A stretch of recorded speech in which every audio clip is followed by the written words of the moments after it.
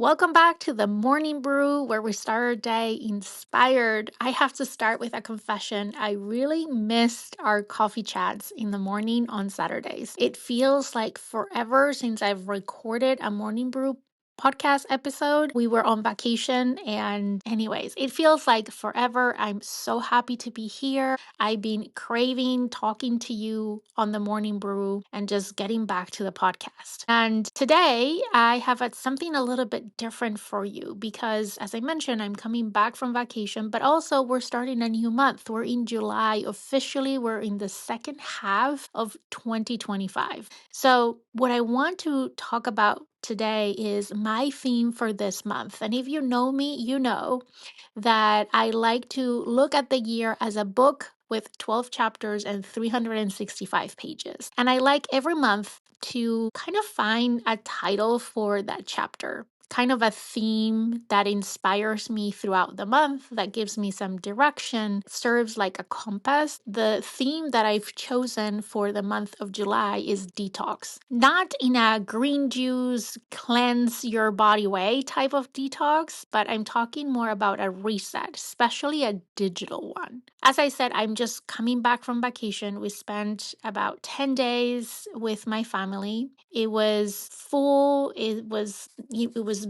amazing. We had a great time. We explored new places. We learned about new cultures. We tried new foods. It was delicious. We made beautiful memories. But when I came home, I noticed something.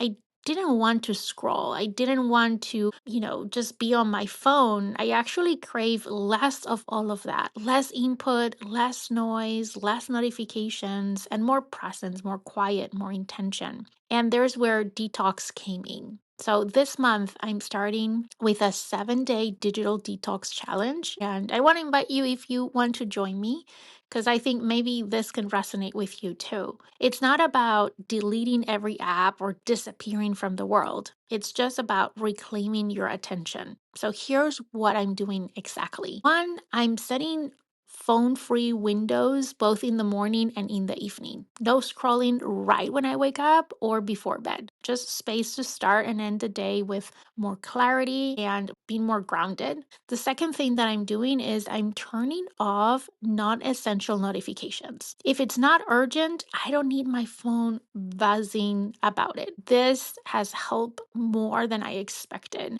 I did this over vacation just because I didn't have data. So I was relying on the Wi-Fi at the hotel to connect to the internet. And because I didn't have my data turned on, I didn't receive all the notifications from text messages and all the things. It really made me feel so much more present, not having all that buzzing all the time.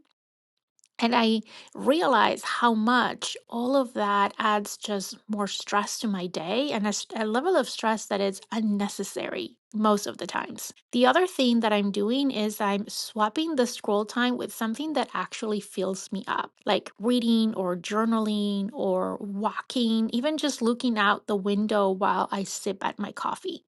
Because I don't know about you, but these days I find like I'm enjoying my cup of coffee and I'm scrolling on my phone. I'm walking outside and I have my headphones and I'm listening to a podcast. I'm constantly connected and I'm just craving less of all of that and more peace and less noise. So these are the three things that I'm really focusing on. So the phone-free windows in the morning and in the evenings, turning off non-essential notifications, and swapping the scroll time for something that actually fills me up.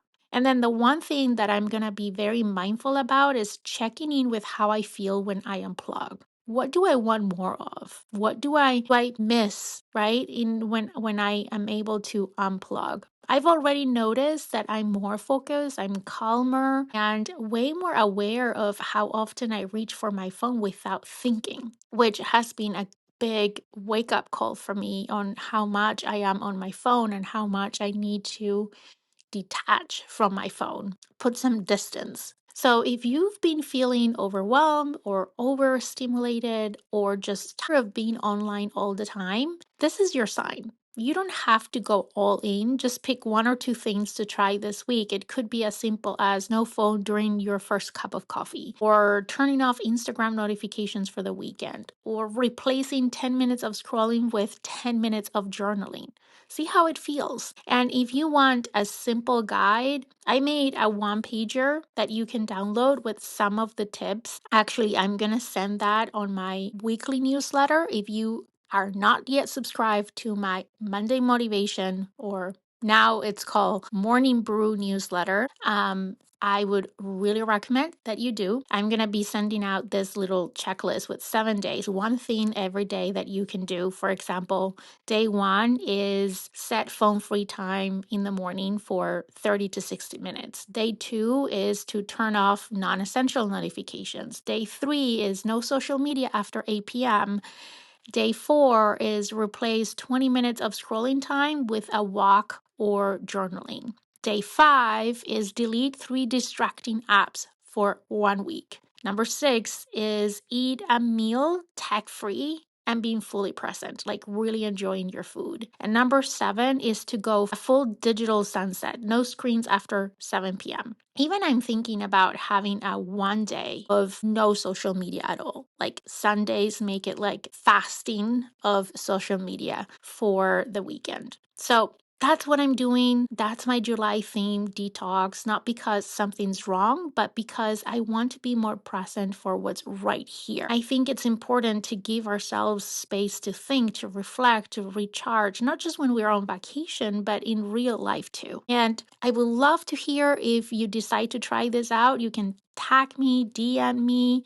You can find me on Instagram as Leading Yourself Podcast. Remember, if you're not subscribed to the Monday Brew newsletter, I will put a link on the show notes of today's episode so you can subscribe and you can hear from me every Monday on your inbox. And I can't wait to see you back here next week for another episode of the Morning Brew. Until then, take care. I hope you have an amazing week, and I'll see you then.